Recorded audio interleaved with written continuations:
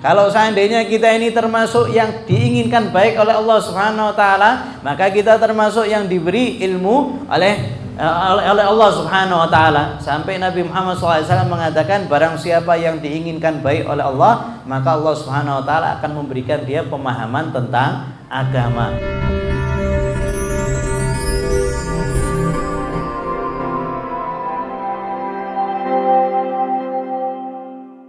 Alhamdulillah, segala puji bagi Allah Subhanahu wa taala yang telah menjadikan kita termasuk yang bergembira dengan hari lahirnya Nabi Muhammad sallallahu alaihi wasallam. Dan tidak semua orang bergembira, tidak semua orang merayakan, akan tapi hanya yang diberi taufik oleh Allah Subhanahu wa taala untuk yang merayakan, untuk yang mencintai Nabi Muhammad sallallahu alaihi wasallam. Bahwasanya seorang yang mencintai Nabi, yang menyebutkan sifat-sifat Nabi, yang selalu senantiasa mengagungkan Nabi, maka termasuk yang Allah banggakan di hadapan para malaikatnya. Sehingga diriwayatkan bahwasanya Rasulullah SAW datang ke salah satu halaqah perkumpulan, sahabat kumpul. Maka Rasulullah SAW bertanya kepada mereka, ya sahabatku, apa yang sedang kalian kerjakan? Maka sahabat ini mengatakan, ya Rasulullah, kami kumpul untuk berdoa kepada Allah Subhanahu wa taala, dan juga kami bersyukur kepada Allah Subhanahu wa taala, dan juga kami bersyukur karena Allah Subhanahu wa taala telah memberikan kami karunia yang besar dengan diutusnya Engkau di tengah-tengah kami. Maka Nabi Muhammad sallallahu alaihi wasallam itu memastikan lagi, apakah kalian ini tidak duduk hanya kecuali karena ini? Maka mereka semuanya menjawab, ya Rasulullah, kami tidak duduk kecuali hanya untuk berdoa. Kami tidak duduk kecuali kami bersyukur atas nikmat-nikmat yang Allah Subhanahu wa taala berikan kepada kami. Dan juga salah satunya kami bersyukur karena Engkau telah diutus di tengah-tengah kami. Maka Nabi Muhammad SAW menjawab, aku memastikan bukan karena aku itu ragu kepadamu, akan tapi aku ingin memberitahu bahwasanya Allah Subhanahu wa taala telah membanggakan kalian di hadapan para malaikat-malaikatnya.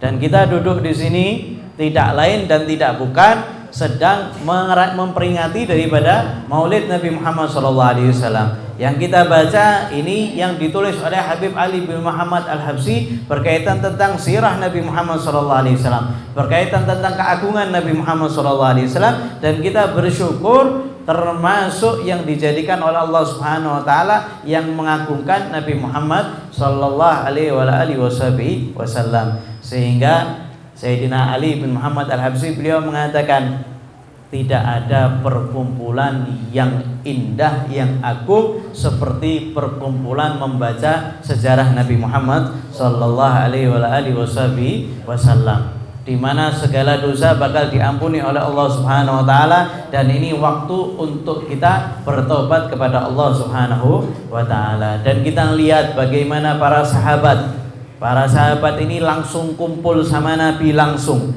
Kita kalau seandainya dengarkan daripada sifat-sifat Nabi, jatuh cinta. Coba bayangkan kalau setiap hari kita itu baca tentang Nabi, kalam Nabi Muhammad SAW, sabda Nabi Muhammad SAW, setiap hari kita baca, tentu akan tumbuh rasa cinta kepada Nabi Muhammad SAW.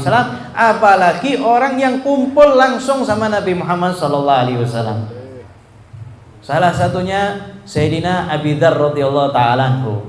Ketika perang Tabuk itu di saat panas sekali dan di saat musim panen, sehingga banyak di antara mereka itu yang yang tidak ikut perang bersama Nabi Muhammad SAW. Tapi yang tidak ikut perang itu kebanyakan orang tua, anak kecil, perempuan, atau orang-orang yang kemungkinan besar dia itu munafik. Kalau sahabat yang cinta sama Nabi Muhammad SAW semuanya keluar. Tidak ada yang tidak keluar. Ada salah satu sahabat yang tidak keluar tapi kemudian minta maaf sama Nabi Muhammad SAW yang kisahnya itu masyhur. Akan tapi yang tidak keluar itu orang-orang yang tertuduh kemungkinan besar dia munafik. Ya, karena mereka apa? Mereka tidak mau panas-panasan. Mereka kepingin apa? Panen. Mereka kepingin enak-enakan. Akan tapi sahabat Nabi Muhammad SAW semuanya berangkat. Sehingga ketika perang Tabuk ini beberapa sahabat mengabarkan kepada Nabi Muhammad SAW, ya Rasulullah, ada fulan dia tidak ikut berangkat. Apa kata Nabi Muhammad SAW? Beliau selalu ngulang-ngulangi ini ketika beliau mendengar orang-orang yang tidak berangkat ke perang Tabuk. Rasulullah SAW mengatakan, kalau seandainya mereka itu ada baiknya, kalau seandainya mereka itu baik, maka Allah Subhanahu wa taala akan menggeret mereka sehingga mereka ini nanti kumpul bersama kita ketika perang Tabuk.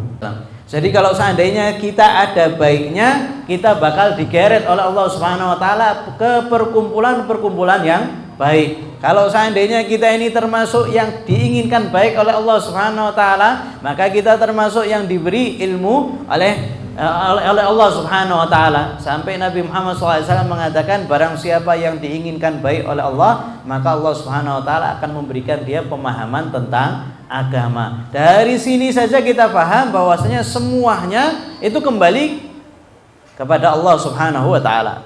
Setiap ada sahabat yang mengatakan, ya Rasulullah fulan tidak berangkat, ya Rasulullah fulan tidak berangkat, maka Rasulullah SAW tetap mengatakan, kalau seandainya dia ada baiknya, maka Allah Subhanahu wa taala akan menggabungkan dia bersama kita. Tapi kalau seandainya dia tidak ada baiknya, maka Allah Subhanahu wa taala sudah membebaskan kita dari mereka. Karena biasanya kalau seandainya itu orang-orang yang buruk, biasanya dia itu gembosi ketika perang. Makanya Nabi Muhammad SAW mengatakan, dia kalau seandainya dia itu tidak ada baiknya, ya tidak bakal berangkat.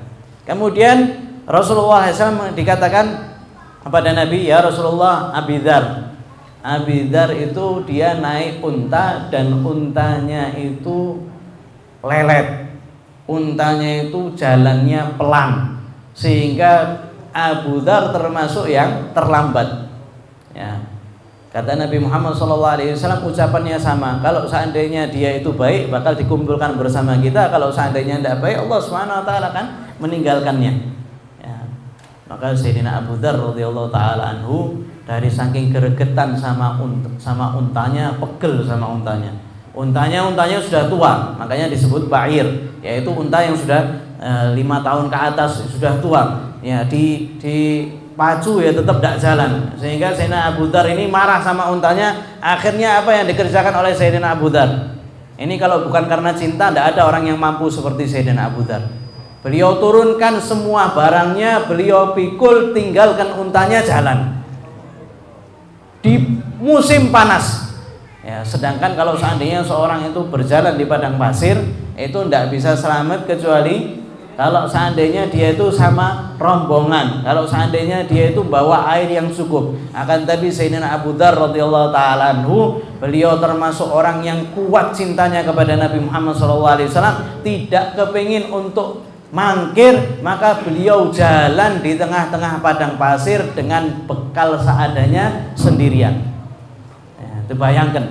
Ya, kalau bukan karena rasa cinta kepada Nabi Muhammad SAW, maka tidak akan mampu. Makanya ulama mengatakan faktor yang paling kuat untuk mendekatkan kita kepada Allah dan Rasulnya adalah rasa cinta. Mahabbah itu yang paling kuat. Bayangkan Sayyidina Abu Dzar berjalan sendirian dengan bekal seadanya, kemudian nyusul Rasulullah Sallallahu Alaihi Wasallam, sehingga nyerahkan jiwa raganya untuk Nabi Muhammad SAW. Mungkin mati di tengah jalan. Orang yang meninggal di padang pasir itu banyak, tapi Sayyidina Abu Dzar hanya kepingin melihat Rasulullah Sallallahu Alaihi Wasallam. Maka kemudian di tengah jalan Rasulullah SAW singgah untuk istirahat. Di tengah-tengah mereka itu singgah, sebagian sahabat itu ngelihat "Ya Rasulullah, itu ada orang sendirian jalan di tengah-tengah padang pasir ya Rasulullah. Hanya terlihat sosoknya, akan tapi tidak terlihat itu siapa." Maka Rasulullah SAW mengatakan, "Kun Aba Dzar." Itu Abu Dzar radhiyallahu taala anhu. Maka kemudian Abu Dzar ini muncul dan para sahabat kaget. Para sahabat mengatakan, "Ya Rasulullah, demi Allah itu adalah Abu Dzar Al-Ghifari." Sebagian ulama mengatakan Rasulullah Shallallahu Alaihi Wasallam adalah seorang yang paling tahu terhadap umatnya, kenal sama umatnya, meskipun dari jauh, akan tapi Rasulullah SAW sudah tahu siapa yang datang. Begitu juga kita, kalau seandainya kita banyak sholawat sama Nabi Muhammad, banyak mengingat Nabi Muhammad, banyak mengucapkan salam kepada Nabi Muhammad SAW, maka sudah tentu pasti Nabi Muhammad SAW kenal kepada kita, kenal orang tua kita, kenal orang-orang yang di sekitar kita. Nabi Muhammad SAW selalu memperhatikan daripada majlisnya orang-orang yang soleh, majlisnya orang-orang yang selalu meminta kepada Allah Subhanahu Wa Taala di setiap pagi dan setiap petang, berdoa kepada Allah Subhanahu Wa Taala. Maka Allah Subhanahu Wa Taala mengatakan kepada nabinya, "Wala ta'du ainaka anhum", wahai Muhammad, jangan sekali-kali kamu berpaling daripada memandang mereka. Siapa? Ya orang-orang yang soleh, orang-orang yang senantiasa sholawat kepada Nabi, orang-orang yang senantiasa melanjutkan daripada warisan ilmu Nabi Muhammad Sallallahu Alaihi Wasallam. Sudah tentu Nabi itu memperhatikan mereka, dan kalau seandainya kita ikut sama mereka, maka juga Nabi Muhammad Sallallahu Alaihi Wasallam memperhatikan kita. Semoga Allah Subhanahu Wa Taala menjadikan Nabi Muhammad Sallallahu Alaihi Wasallam juga memandang kita dengan pandangan rahmat. Amin Allahumma. Kemudian Nabi Muhammad SAW mengatakan kepada Abu Dzar, ya, ketika sudah nampak, ya, maka Rasulullah SAW mengatakan, sesungguhnya Abu Dzar ini yamshi wahdahu, seorang yang akan jalan sendirian, wa yamut wahdahu wa yub'atsu wahdahu. Nah, Abu Dzar ini dia jalan sendirian, nanti dia juga akan mati sendirian dan juga akan dibangkitkan oleh Allah sendirian. Ya, jadi Rasulullah SAW itu ngasih tahu para sahabat yang sekitarnya bahwasanya nih Abu Dzar sekarang jalan sendiri. Nanti ketika dia meninggal juga meninggal dalam keadaan sendirian, tidak ada orang-orang di sekitarnya. Kemudian juga nanti bakal dibangkitkan oleh Allah Subhanahu Wa Taala dalam keadaan sendiri. Kemudian Sayyidina Abu Dzar itu sampai kepada Nabi Muhammad SAW, dan Nabi Muhammad SAW bergembira dengan datangnya Sayyidina Abu Dzar radhiyallahu taala anhu, sampai setelah zamannya Sayyidina Umar bin Khattab radhiyallahu taala anhu atau Sayyidina Utsman, ya, Sayyidina Abu Dzar itu tinggal jauh daripada masyarakat. Ya, kemudian beliau sudah dalam keadaan mau meninggal. Maka kemudian beliau mengatakan kepada istrinya, kalau seandainya aku nanti meninggal, maka mandikan aku, kafankan aku, kemudian kamu itu letakkan jenazahku di pinggir jalan. Tidak ada orang sama sekali, ya. Letakkan di pinggir jalan. Nanti kalau seandainya ada sekelompok orang itu datang kemudian bertanya, maka katakan ini jenazahnya Abu Dzar, sudah dipeseni oleh Sayyidina Abu Dzar. Maka kemudian Sayyidina Abu Dzar itu meninggal Al-Ghifari radhiyallahu ta'ala anhu. Kemudian istrinya itu menunaikan daripada wasiatnya Sayyidina Abu Dzar, kemudian diletakkan di pinggir jalan, ya, tempat orang-orang itu musafir, ya. Kemudian datang sekelompok orang daripada Kufah, ya. Ketika ditanya, ini jenazahnya siapa? Sayyidina Abu Dzar radhiyallahu ta'ala anhu. Maka seketika itu di tengah-tengah mereka ada Abdullah bin Mas'ud, sahabat Nabi Muhammad SAW yang terkenal alim luar biasa. Maka seketika itu Sayyidina Abdullah bin Mas'ud nangis ketika mendengar kabar bahwasanya ini adalah jenazahnya Sayyidina Abu Dzar radhiyallahu taala anhu. Maka Sayyidina Abdullah bin Mas'ud beliau mengatakan, betul apa yang dikatakan oleh Nabi Muhammad SAW bahwasanya Abu Dzar nanti bakal meninggal dalam keadaan sendirian. Ya, maka kemudian Abdullah bin Mas'ud yang kemudian mengurus jenazahnya Sayyidina Abu Dzar Al-Ghifari radhiyallahu taala anhu. Beliau yang mensolati, kemudian beliau yang menguburkan jenazah Sayyidina Abu Dzar radhiyallahu taala anhu. Dari sini kita tahu bahwasanya Rasulullah sallallahu alaihi wasallam betul-betul tahu daripada umatnya.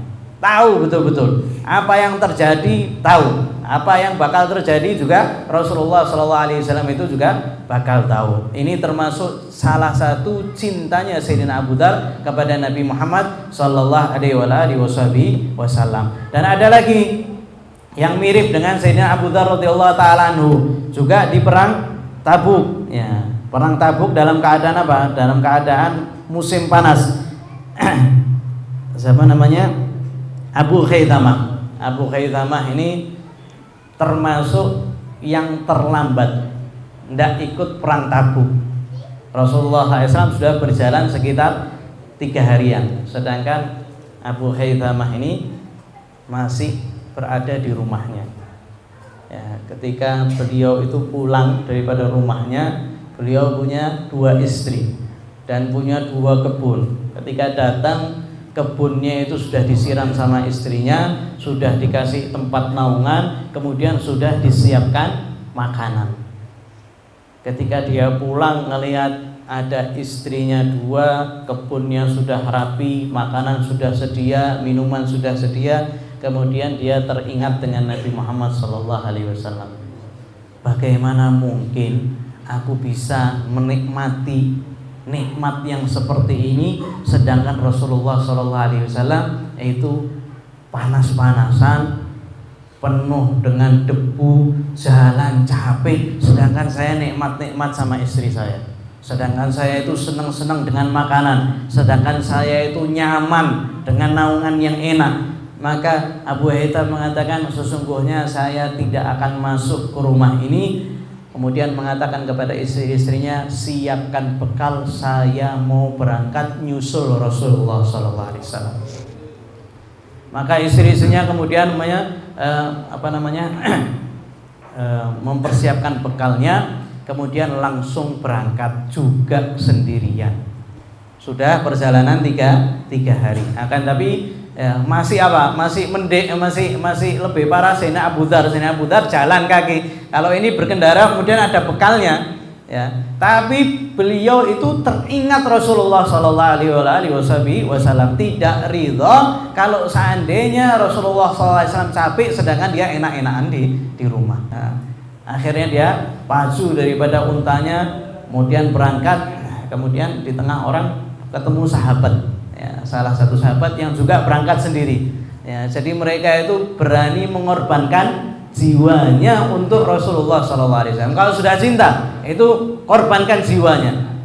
Kemudian mereka itu akhirnya sudah dekat ya, sahabat yang lain kemudian mengatakan kepada Rasulullah, ya Rasulullah, ini ada rombongan ya, ada 2 orang yang datang ya Rasulullah. Maka Rasulullah SAW mengatakan, kun Abu Khaitamah ya, itu kayaknya Abu Khaitamah.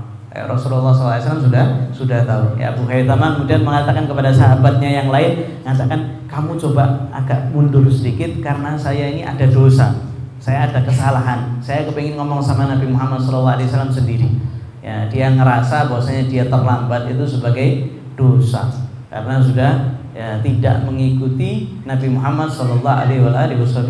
Ketika dia datang, kemudian sahabat mengatakan, ya Rasulullah, demi Allah itu Abu Khaitamah. Maka Abu Khaitamah itu datang kepada Nabi Muhammad SAW. Maka Nabi Muhammad SAW mengatakan, wahai Abu Khaitamah, untung kamu itu datang, karena sesungguhnya hampir kamu itu celaka.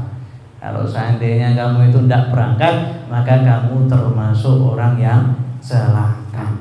Ya, ini ceritanya para sahabat yang betul-betul cinta kepada Nabi Muhammad Sallallahu Alaihi Wasallam. Dari sini kita tahu bahwasanya terkadang memang seseorang itu terjatuh ke dalam kesalahan.